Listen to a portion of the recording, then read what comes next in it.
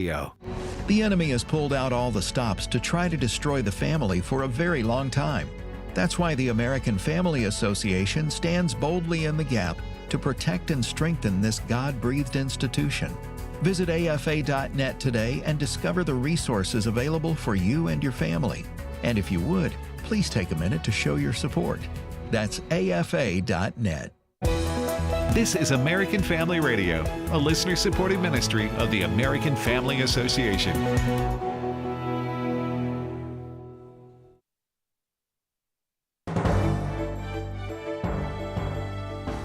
For American Family News, I'm Robert Thornton. A federal judge has denied the Trump administration's request to unseal the grand jury transcripts surrounding the Jeffrey Epstein investigation. Former DOJ prosecutor Jim Trusty joined Fox today. This is about the protections of Federal Rule of Criminal Procedure 6E, which basically says grand jury materials, returns from subpoenas, testimony in front of the grand jury is confidential, and you don't lightly disclose it. And just to step back for a second, Martha, we've got this culture now where we kind of expect almost that we can look into prosecutors' files and understand what the accusations are against people that never saw the light of day in court, and to have victims and witnesses and informants exposed in that process. The Trump administration has requested the judge unseal transcripts from the Florida grand jury proceedings into Epstein amid calls for transparency into the sex trafficking investigations into the deceased financier. President Trump's Director of National Intelligence, Tulsi Gabbard, is touting the release of a House report that she says implicates former President Barack Obama in an effort to undermine the election of President Donald Trump in 2016. Gabbard made a surprise appearance at the White House press briefing today. There is irrefutable evidence that detail how President Obama and his national security team directed the creation of an intelligence community assessment that they knew was false. They knew it would promote this contrived narrative that Russia interfered in the 2016 election to help President Trump win, selling it to the American people as though it were true. It wasn't. Gabbard said Obama and others from his administration are trying to deflect away from their culpability in what is a historic scandal. A judge sentenced Brian Kohberger to life in prison today for murdering 4 University of Idaho students. Kohberger broke into the home through a kitchen sliding door and brutally stabbed 4 friends in November of 2022. And the victims appeared to have no connection with him. No motive has been given. Colorado's Democrat Attorney General yesterday sued a sheriff's deputy for allegedly helping federal immigration agents find and arrest a college student who had an expired visa. Attorney General Phil Weiser also disclosed that his office is investigating whether other law enforcement officers on a regional drug task force in which the deputy worked on have been sharing information to help federal agents make immigration arrests in violation of state law limiting cooperation in immigration enforcement. See more at afn.net. An international media and tech company is requiring its employees to use artificial intelligence, among other things, to report the news. Here's AFN Steve Jordahl. At the outset of the age of AI, newsrooms tried to find ways to keep artificial intelligence out of the creative process. Now, whether because of its inevitability or how fast and efficiently it gets things done, many outlets are demanding that their staff use the new technology. One of those is Axel Springer, the parent company of Politico and Business Insider. Bob McGinnis, author of the upcoming book AI for Mankind's Future, says it's only getting started. There's going to be more trust in AI. Of course, it's going to create a labor conflict. But I think the entire industry is morphing in that direction. He says the technology is literally advancing at the speed of light. AI is getting much better every single day, and that is not an exaggeration. But he says that also poses some problems. Is there a way that we can tell what's real and what's not? Fair question. I think the answer, at least initially, is going to be no. At the moment, AI is still prone to factual errors. Axel Springer says its writers will be held to the same standards as before. McGinnis says the broader culture is relying on AI more and more. We're already incredibly dependent upon AI, and we don't know it. It's too hot to fish. Too hot for golf. Fox Weather says heat alerts are in effect from the south to the east coast as a large ridge of high pressure builds over the central U.S. this week, commonly referred to as a heat dome. Air under these pressure systems sinks and warms, and in some cases the skies are cloudless. Heat index values in some places could range from 110 to 115 degrees.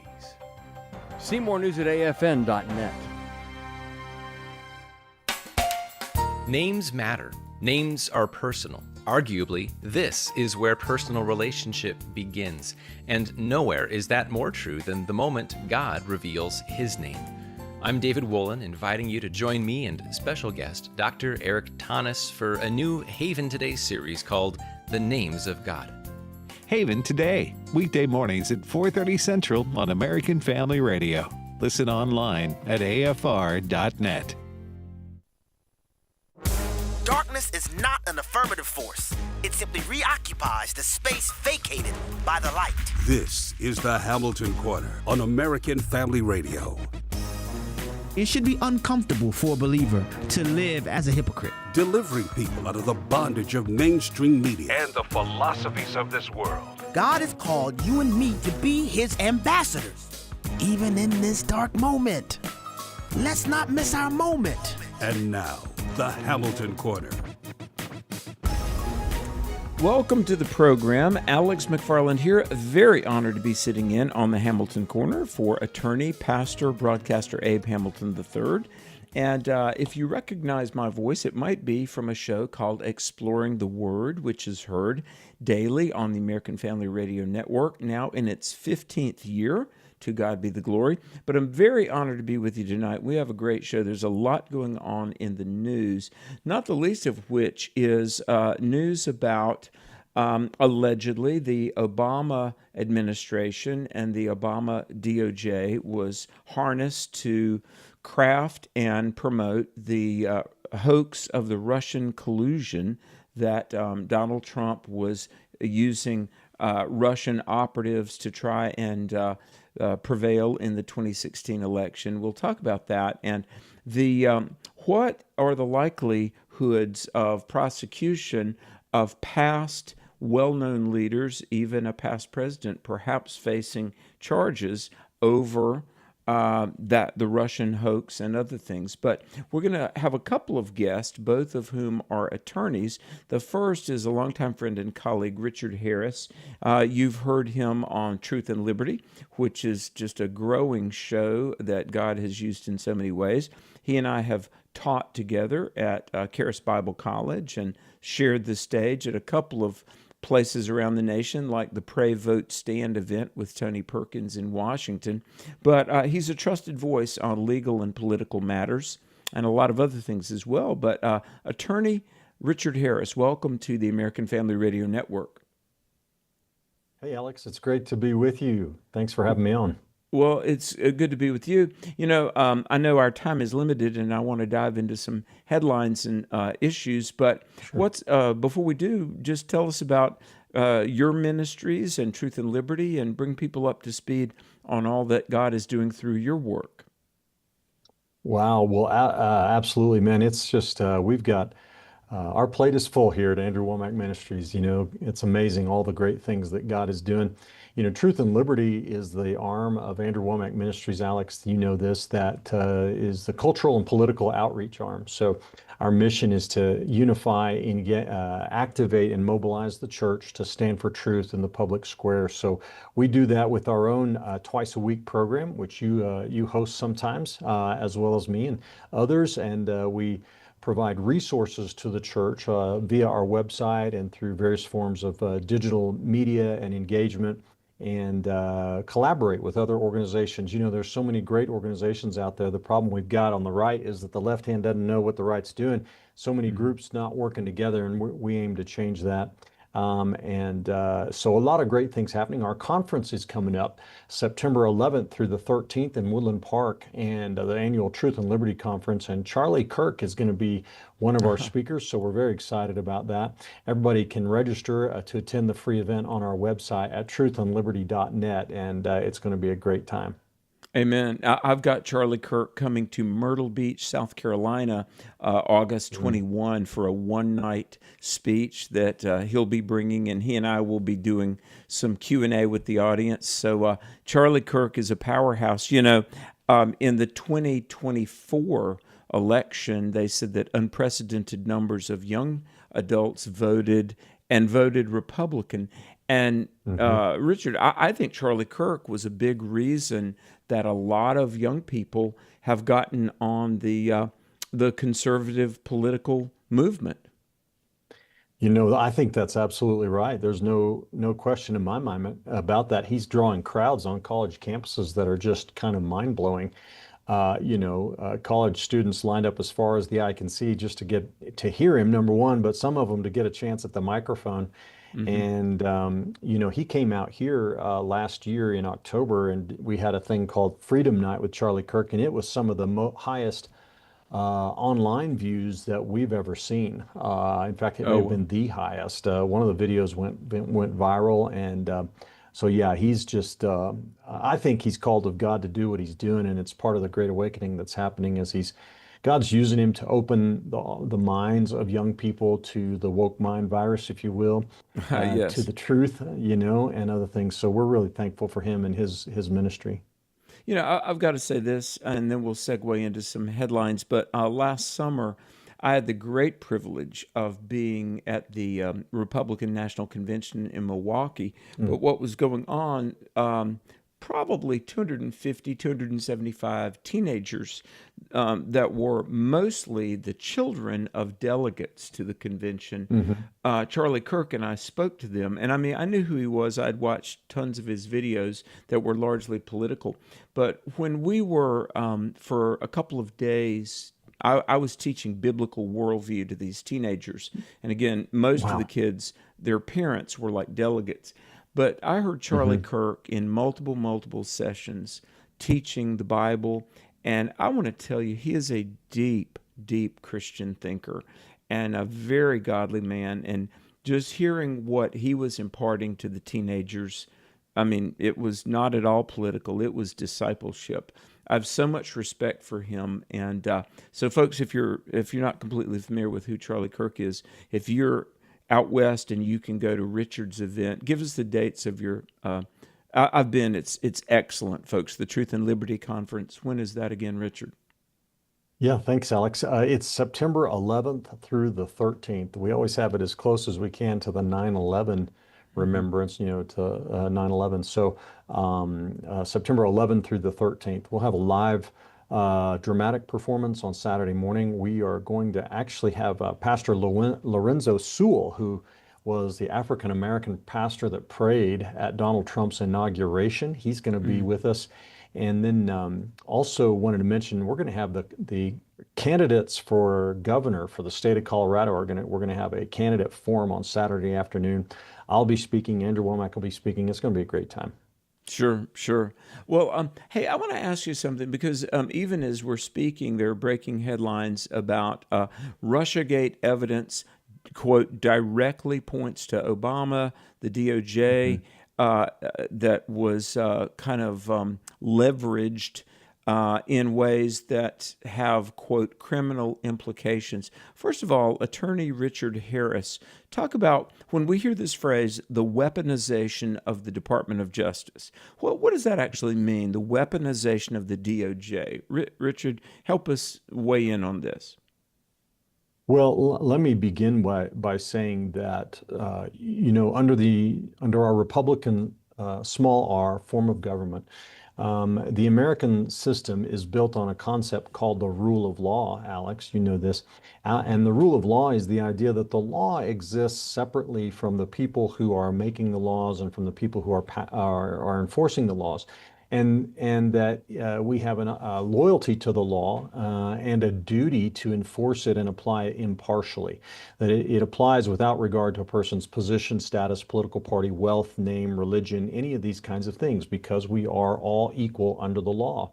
And what happens, political corruption enters in, and politicians are tempted to use the apparatus of government for political purposes. In other words, specifically when it comes to law enforcement, they apply the law in ways that are biased in order to advance their position or their power.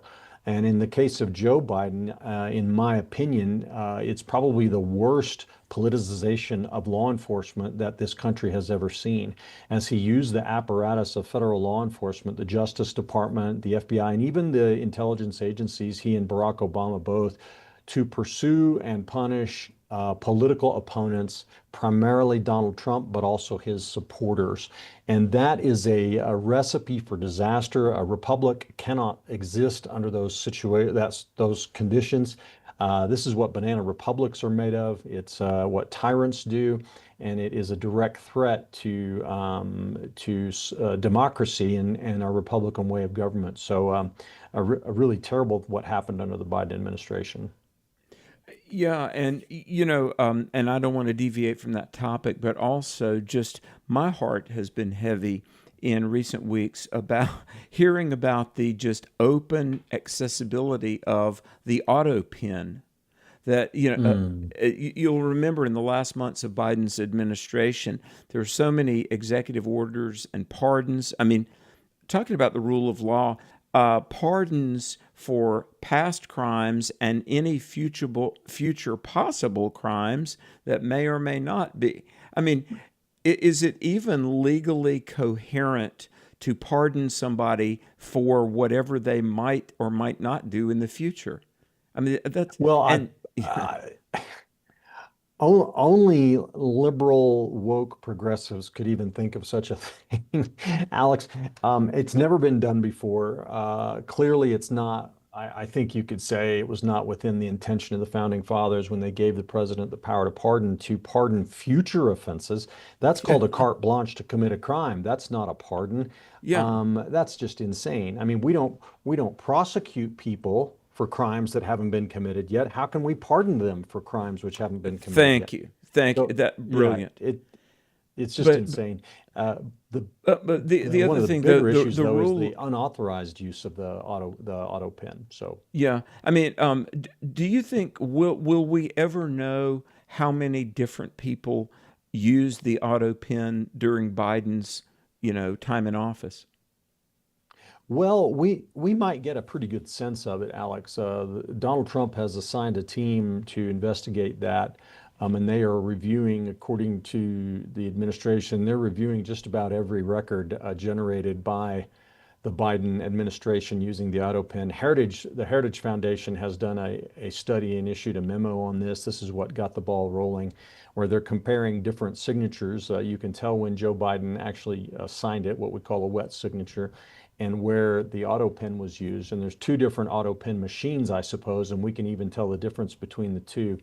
Biden was questioned about this recently, and he basically conceded that these pardons were issued without, he was not authorizing them on an individual basis. He claims that he gave basic guidelines to his staff. Oh, people with this kind of offense, let's pardon them. And then it was executed without him actually signing the pardons. So there are instances where the presidents have used the auto pen for lots of different things over many decades now. It's actually an old technology. But many times it's for ceremonial functions, a commendation or this sort of thing. When it comes to an actual executive order or a pardon or an official act of the President of the United States that has legal consequences, though, I'm not sure how much precedent there is for the use of the auto pen and when it's used. If this were not the President of the United States, if it were just, say, a court of law or something like that, we lawyers, if I was going into court with a machine-signed document, I would have to show some kind of paper trail demonstrating that the person purporting to sign it actually, in fact, gave his consent and instructions to the person who pushed the button and made it sign.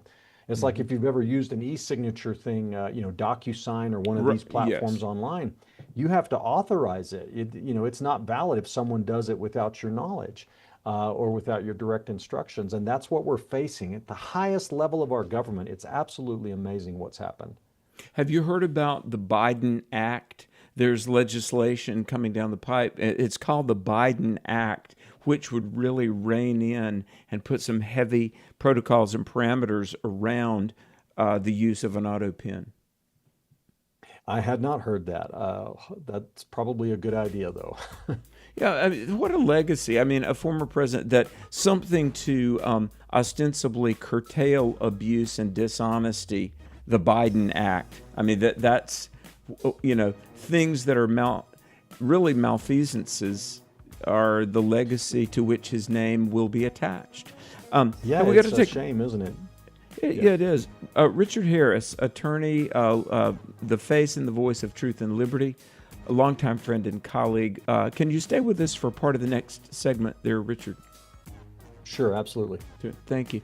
Alex McFarland here, the Hamilton Corner on the American Family Radio Network. We're going to come back and talk about how likely might it be that Obama would actually face charges for things done during his time in office. This is the American Family Radio Network. A brief break. Stay tuned. We'll be right back after this.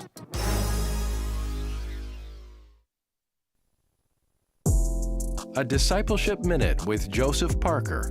In the Gospel of Matthew, chapter 28, starting in verse 18, it tells us these words. And Jesus came and spoke to them, saying, All authority has been given to me in heaven and on earth. Go therefore and make disciples of all the nations, baptizing them in the name of the Father, and of the Son, and of the Holy Spirit, teaching them to observe all things that I have commanded you, and lo, I am with you always, even to the end of the age. Amen. That contains what we call the Great Commission. God calls us to be a disciple and to make disciples. And that's a command God lays before us each and every day. Every day is a day for us to follow Jesus Christ and to be involved in the work of helping and teaching and encouraging others to follow Jesus Christ as well. Ask someone how you can pray for them. Encourage someone to read 3 chapters in the Bible every day. Pray for God to help you to both be a faithful disciple and to make disciples as well. Hello, Americans. I'm Todd Starnes. Stand by for news and commentary next. House Speaker Mike Johnson says there is a very real possibility that former President Barack Obama may be issued a subpoena to appear before Congress. Tulsi Gabbard, the director of national intelligence, implicated the former president, along with Hillary Clinton and other high-profile Democrats, in what she called treasonous behavior. Johnson said Congress has a responsibility to follow the truth wherever it might lead. Now, the speaker said it's clear to him the Obama administration was engaged in a partisan political plot to take down President Trump. The president posting a message on Truth Social that Obama and Hillary are guilty of the crime of the century. The MAGA base is demanding justice, and they want to see those pre-dawn guns-drawn raids by the FBI, just like Joe Biden did to the conservatives. They want to see the conspirators march through the streets of D.C. in handcuffs. They want justice. I'm Todd Starnes. This July, we celebrate the birth of our nation and remember the heroes who fought for our freedoms. But did you know there are Americans today who don't have the freedom of life and liberty? Every day, unborn babies' very lives are under attack. But because of preborn, we can rescue them. I got to hear and see my baby for the first time. Hearing the heartbeat made me cry, and it was certain that I was going to keep my baby forever. Ultrasounds save lives. And when you save a life at a preborn network clinic, you often save a soul, as over 85,000 women have come to know Christ.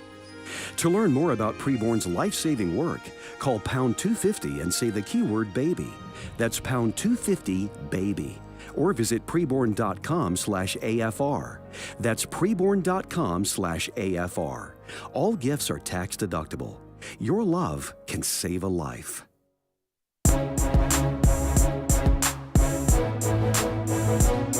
Shining light into the darkness.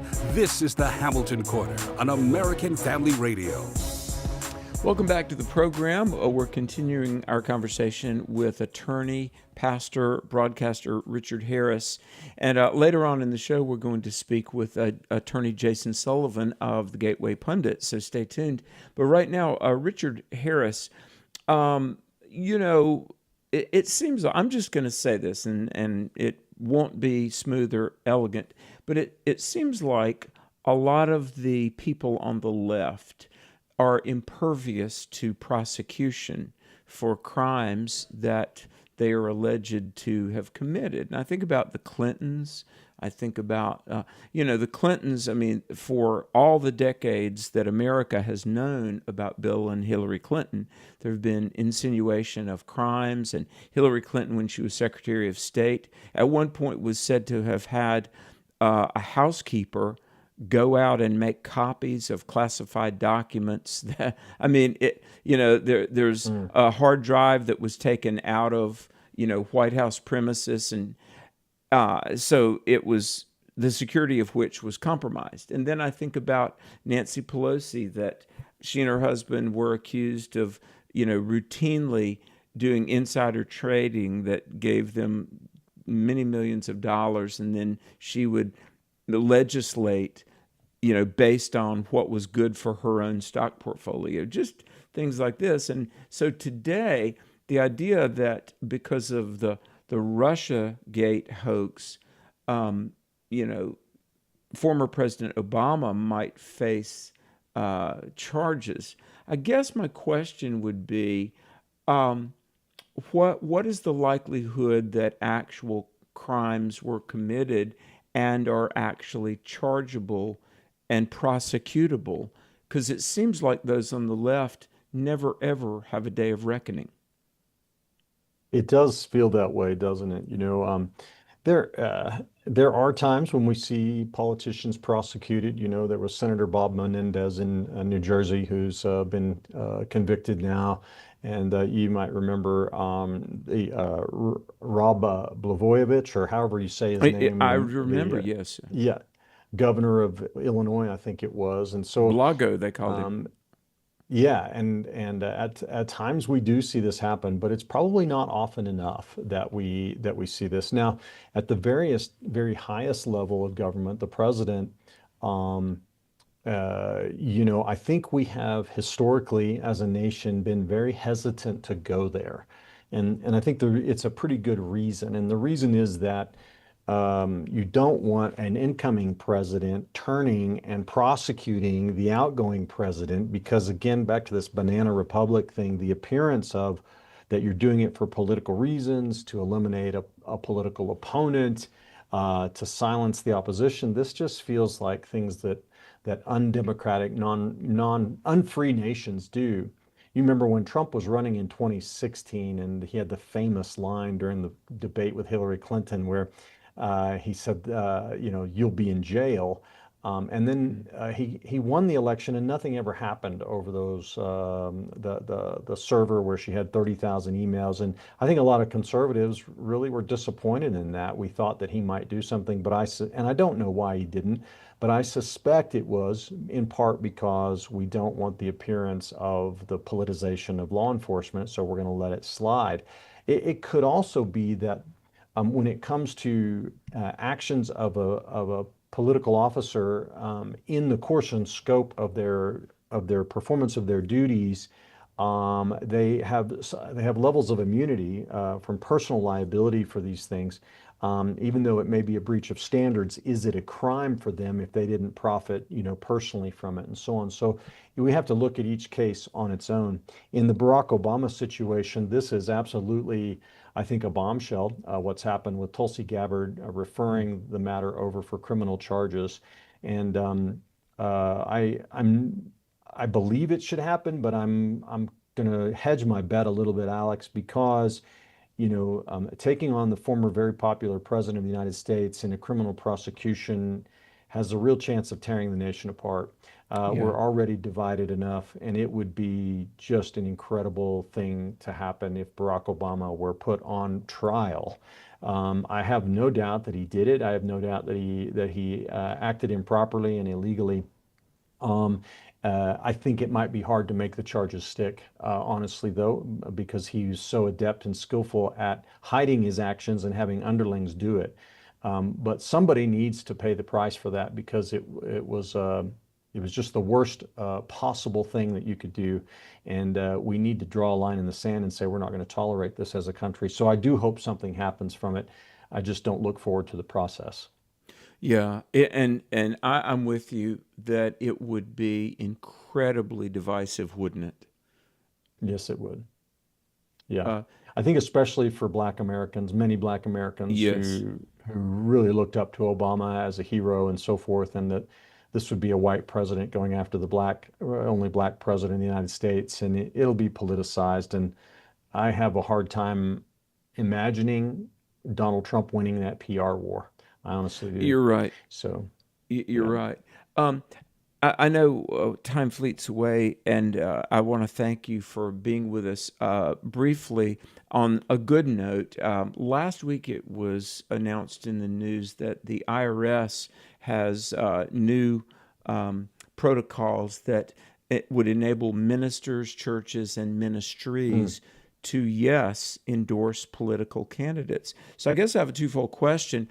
Is this the good news that we think it is? Because it surely sounds good. And is this effectively a rescinding of the 1954 Johnson Amendment? Man, that is a big question. It is a big development, a very important development. The IRS has basically announced an interpretation of the Johnson Amendment that has not ever been on the books before, where they said that we do not believe the Johnson Amendment prohibits churches that are 501c3 organizations, does not prohibit them from endorsing candidates or opposing candidates for public office. So they're carving out an exception to the Johnson Amendment for churches. There is language in the announcement. It's a settlement, really. It's a motion for a consent decree in a court case. And there's language in there that limits it. It has to be through traditional means of communication, and it has to be for good faith purposes and directed to the flock, directed to the members of the church in a general sense, I think.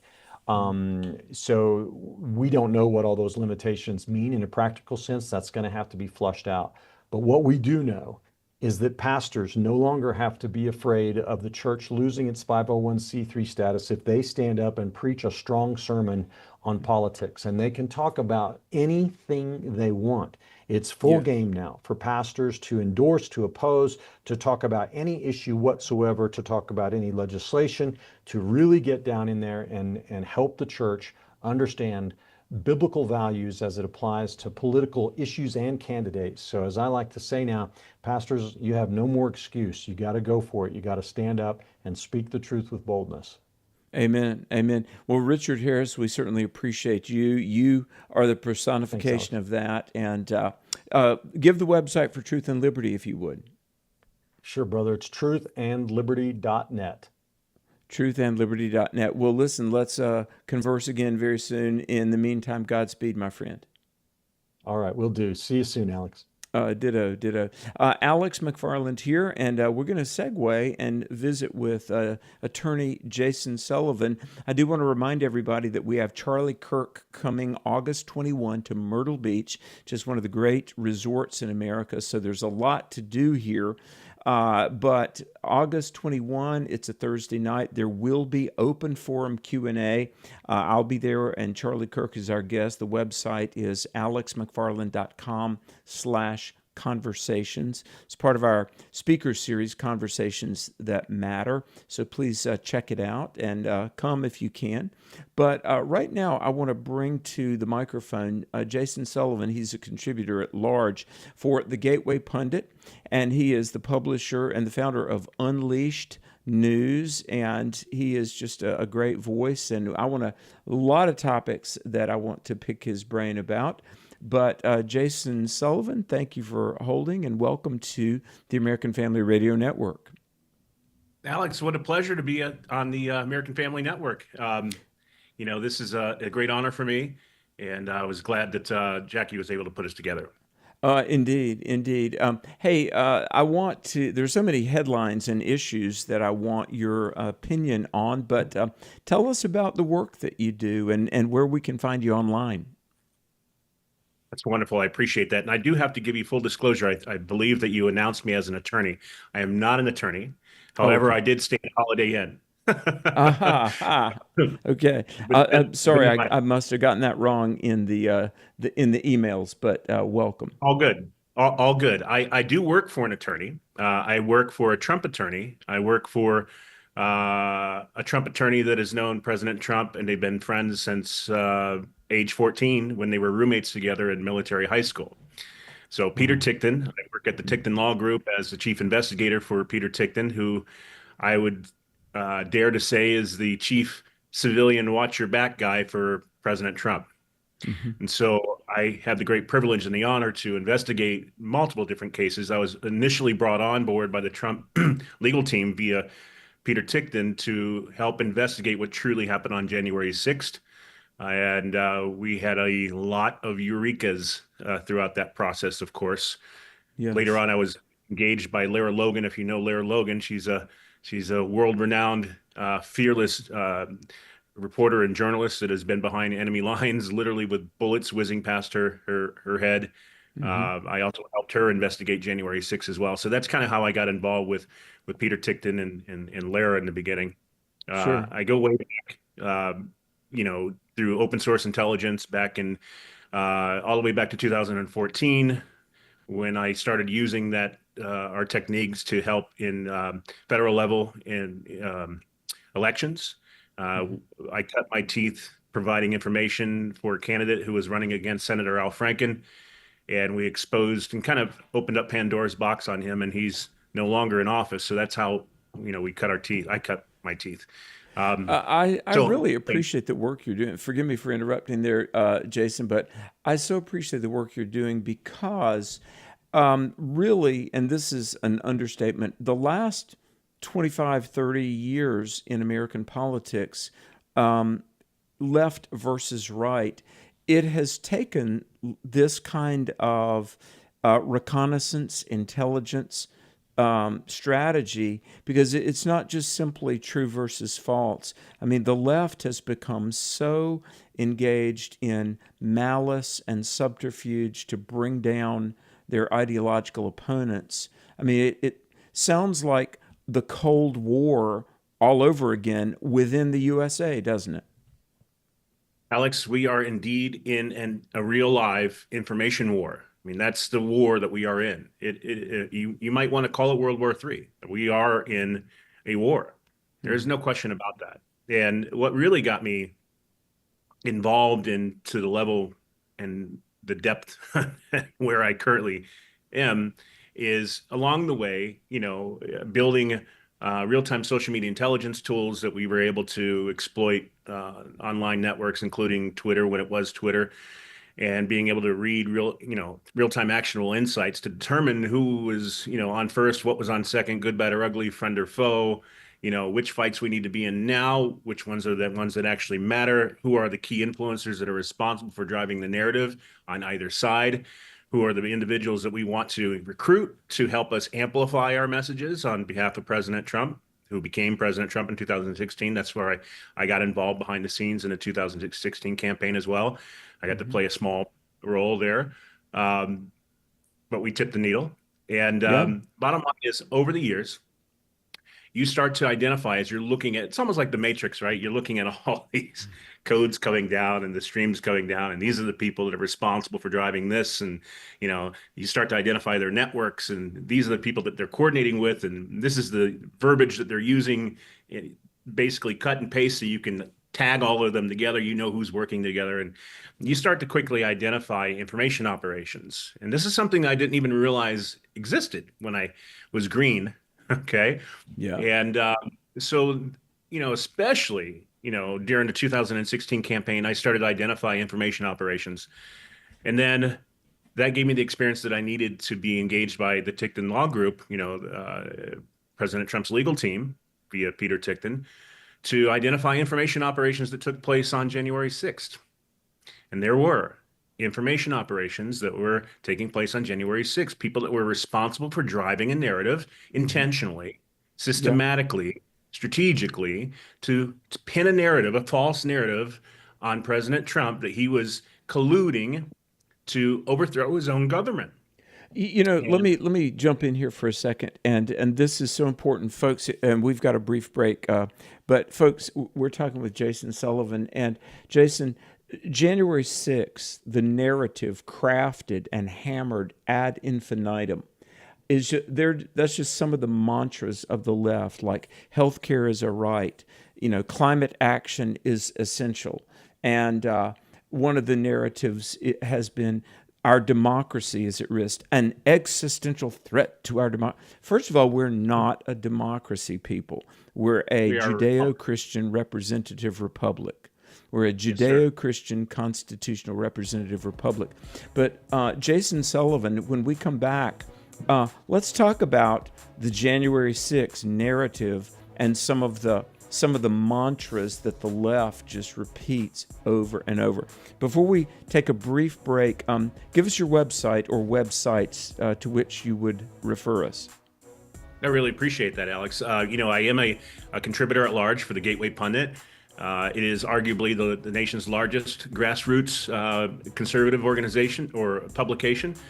So the gatewaypundit.com, you can type my name in there under the search and you'll find a lot of my articles. And also I'm the founder of Unleashed.news, which is unleashed, the word, .news instead of .com. Sure. And you find our work there. Oh, thanks very much. Hold that thought. Jason Sullivan and more on this edition of the Hamilton Corner. Alex McFarland saying stay tuned.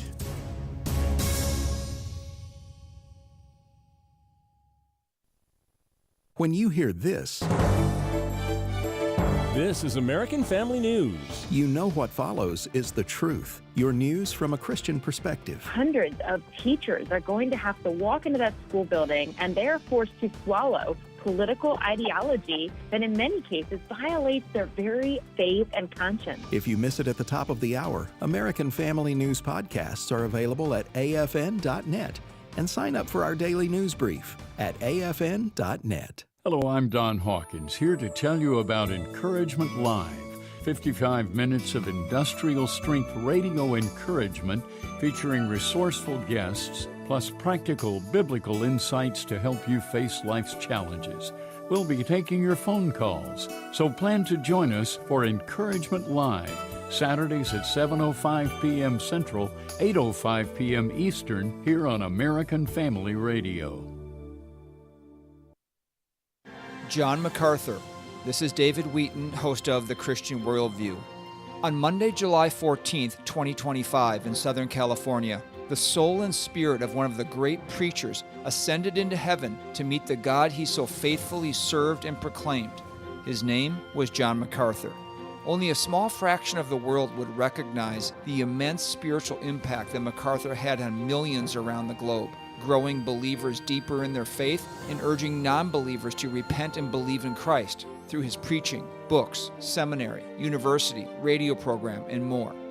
MacArthur was a great preacher and man, but he would be the first to say that all praise goes to God for saving and transforming him.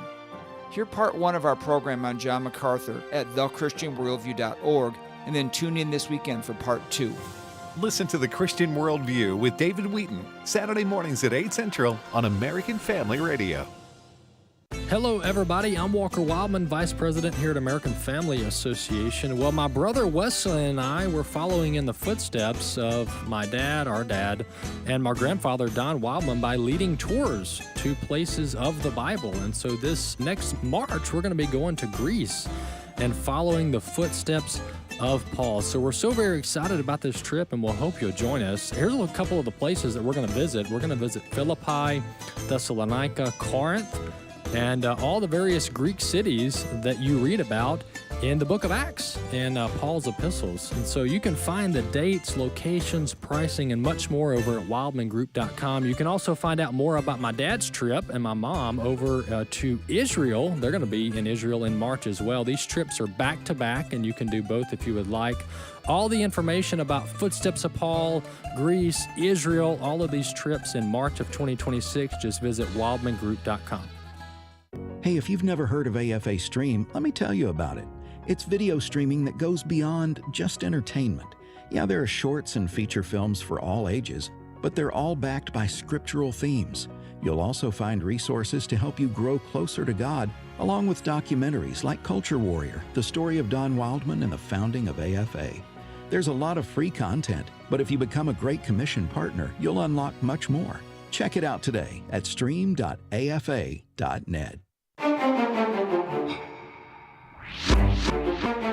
The Hamilton Corner podcast and one-minute commentaries are available at afr.net. Back to the Hamilton Corner on American Family Radio. Welcome back to the program. Alex McFarland here. You know, interviewing people, meeting researchers and subject matter experts. You know, every now and then you meet somebody and you are just so grateful and you just want to listen to them. because you learn. And Jason Sullivan is one such person. He's a high-level open source intelligence forensic data specialist. He's a guy who knows what's going on, really. And I want to say, Mr. Sullivan, thanks for being with us on the American Family Radio Network. But really, thank you for using your skills to help preserve our constitutional republic. That's what you're doing. I look at you as a protector of America, the constitutional republic, and I thank you. God bless you, Alex. That's very kind of you to say that. I'm just a humble servant here, trying to do a little job. That we all try to pay attention from time to time. We have to pay attention to what the big man upstairs is asking us to do, and I choose to walk through that door when he calls. Amen. Before the break, I was talking about the left, and certainly the left has traditional media like CNN in their pocket. The talking heads like Stephen Colbert have been just these evangelists for the woke left. And there have been these mantras like healthcare is a human right. AOC said access to Wi-Fi is, quote, a human right. And then, of course, January 6th, Trump, was accused of trying to, have an insurrection against U.S. government. Let's talk a little bit about these narratives. And if you would comment on really what should the history books say about January 6, 2021? Well, history, as you know, is written by those who win. And the opposition made one mistake. Okay. They lost the election. Okay. So that means, and I have to give credit to Peter Tickton for that quote, my friend, my mentor, my boss, President Trump's local counsel in the state of Florida, and his friend for many, many years. But that is the mistake that they made. And so that means that now the people that were harmed, the people that they stole the elections from, are now in charge of the Department of Justice. And that means that those individuals, those people, President Trump's administration gets to look into everything. Yeah. And that means that we get to find everything. And the truth does out. It's a famous saying, the truth out, the truth will out. I think it was Rush Limbaugh that used to say that. Mm-hmm. And I've had the great privilege of becoming friends with his sidekick, Bo Snerdley, James Golden. Really? Oh, my goodness. Wonderful guy. How is Bo Snerdley doing? Bo is awesome, as always, and very cool. Well, please, hey, I got to say this, folks. I'm going all like a fan here. I well remember when Rush Limbaugh first came on, I don't know, maybe 89 or 90, and he wrote this book. Folks, you really, to get up to speed, go back and find Rush's book. The title of it was, the first one was The Way Things Ought to Be. That was the title of Rush's first book. And listen, Jason, I don't mean to interrupt. I remember when that book released, The Way Things Ought to Be, I was in graduate school. There was a bookstore. Amazon.com was not around in 1990. And there was a line of probably 200 people waiting at like 10 a.m. when the bookstore was going to open to get a copy of Rush Limbaugh's book, The Way Things Ought to Be. And if that book didn't infuriate the left enough, then there was a sequel called See, I Told You So. And I remember listening to Rush Limbaugh, and he should not be forgotten. And his call screener and also contributor Bo Snerdley, I'm amazed that you know him, and please convey our love and regards to this great patriot, Bo Snerdley. I will definitely do that. That's it. God's good, time and chance. Yeah. Sometimes I just find myself meeting some of the most incredible people. Did you ever meet Rush? No, unfortunately, I didn't have that opportunity. But I used to listen to him on the radio when I was a kid. I used to detail cars for the radio stations and the TV stations when I was a kid. And I had the radio on while we were working on the cars, so I'd always hear his shows. That's how I first was exposed to him. Yeah, Very beginning of those days. Exactly. Well, tell us about J6. What should the history books say about January 6th? Good track. What it should say, what it will say, because we're the winners, okay, will be the truth.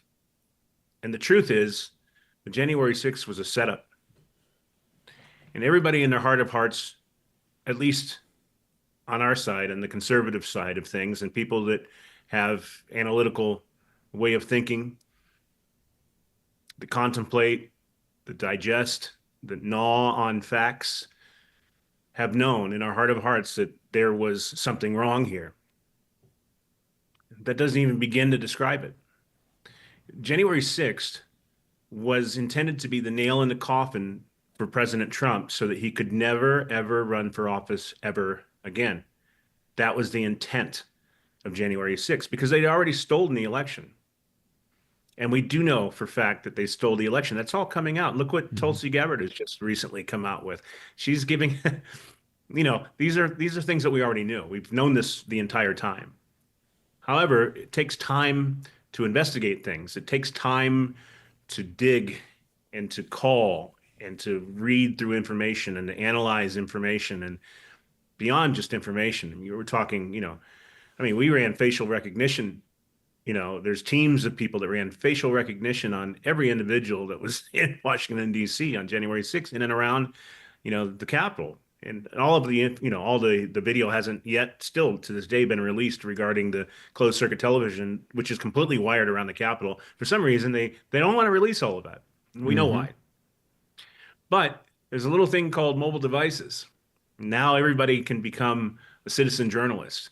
And there were mobile devices from thousands and thousands of vantage points, from every vantage point you can possibly imagine on January 6th. And when you start tying all those images and videos and comments and actionable insights and information, and you start connecting dots, and then you start going further in and you start accessing body cam footage from DC Metropolitan Police officers' body cams, and you start accessing police footage from body cams from the Capitol Police departments, and you start correlating all of these videos from all these different angles, including body cam footage, and you start to see an entire whole picture.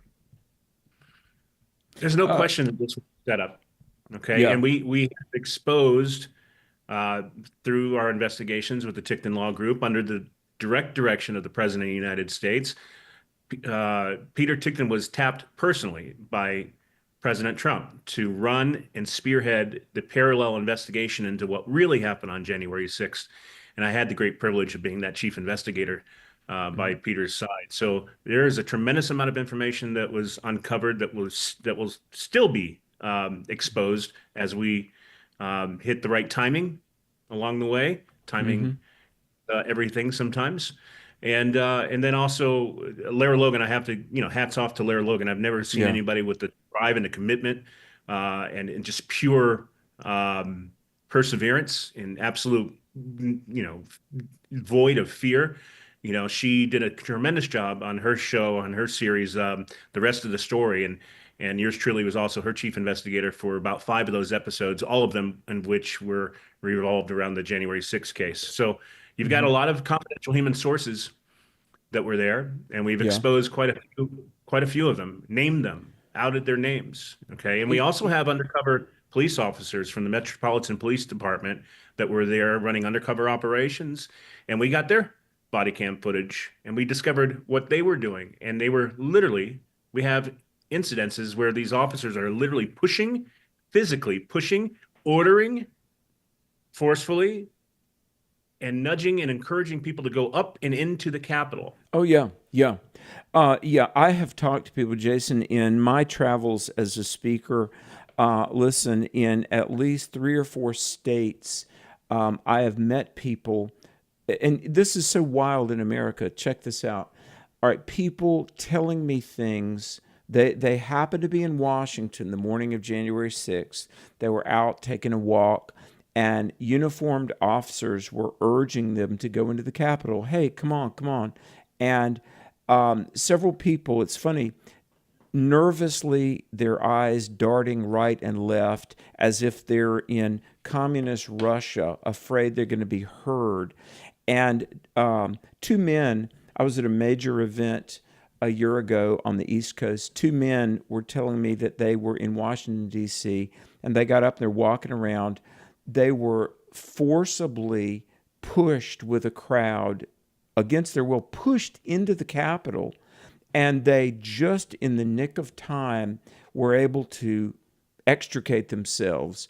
And my point being, to your point, is it was all a setup. And so the left, their narrative, oh, this was a big insurrection, this was a big encouragement to riot and chaos. There were hundreds and hundreds of Americans that were they were set up. They were in the wrong place at the wrong time. But it was a well-crafted event to try and implicate the president. Insurrection, wasn't it? It absolutely was. And I'm going to ask you, Alex, if you and your audience would actually like to know the true crux of the why all of this took place. What is behind this entire story? What caused these series of events to take place? And this is the story that the general public does not know and does not fully understand. They all know in their heart of hearts that something was wrong. No question. They know there was Crossfire Hurricane that's all been exposed. They know, what Tulsi Gabbard is starting to expose. They suspected it, but she's actually laying out the receipts, that actually in the breadcrumb trail that lead right back to Obama's desk, which we knew, okay? But this all goes back to, are you ready? Yeah. This all goes back to a big chessboard, okay? Imagine a global chessboard. I don't know if you're a chess player or not, but when you play chess, they say he or she who controls the center square controls the game. Okay. Well, in globalism, endless wars are part of that chessboard. And the center square of this chessboard currently that is still has our whole world in a situation right now where there's a lot of imbalance and there's a lot of uncertainty. Mm-hmm. That center square is Ukraine, the proxy war in Ukraine, okay, with Russia. So I'm going to take you, audience, all the way back to 2014 under the Obama administration, especially under the light that Tulsi Gabbard is now exposing Obama being the one helping to orchestrate this fake Russia narrative. And I'll tell your audience that if you start to replace the words Russia with Ukraine, a lot of answers will start to come and reveal themselves. Okay. Mm-hmm. Go back to 2014 under the Obama administration with a State Department under Victoria Nuland, and you will find that the Obama administration orchestrated a coup very similar, eerily similar to January 6th, but in Ukraine. Really? There was a coup that was orchestrated in Ukraine in 2014 to unseat a duly elected president named Viktor Yanukovych. Viktor Yanukovych was Russian and therefore leaned to support Russia. So the US and the EU couldn't have that. But at the same time, this Viktor Yanukovych, he was duly elected. And the United States and the EU also recognized that it was a fair, legitimate election. Mm-hmm. So therefore, they had to get rid of him because he wanted to remain neutral between Russia and the United States and the EU. He wanted a sovereign Ukraine. That's all he cared about. Now, he wasn't forgive me because time fleets away. I've got to ask you. Give me the 1 minute synopsis of Zelensky. Well, Zelensky was murdered by an oligarch named Ihor Kolomoisky. Ihor Kolomoisky is arguably one of the top 3 or 4 most dangerous oligarchs in all of Ukraine. Currently languishing in prison under Zelensky because now Zelensky no longer owes him anything because he's in that prison. But bottom line is Ihor Kolomoisky in 1 minute was the owner of oil and gas, the kingpin in Ukraine, and also the owner of multiple different industries, banking. He had the largest bank in all of Ukraine. Jason, I beg your forgiveness. We've got to visit again. Time is almost out. Can we read more at unleashed.news? You can come to us at Unleash.news. We're going to be outing a lot of this information, but I'd love to come back and tell you the rest of the story to your audience about what truly took place and why. Thanks for listening, folks. Thanks, Jason Sullivan. God bless you all.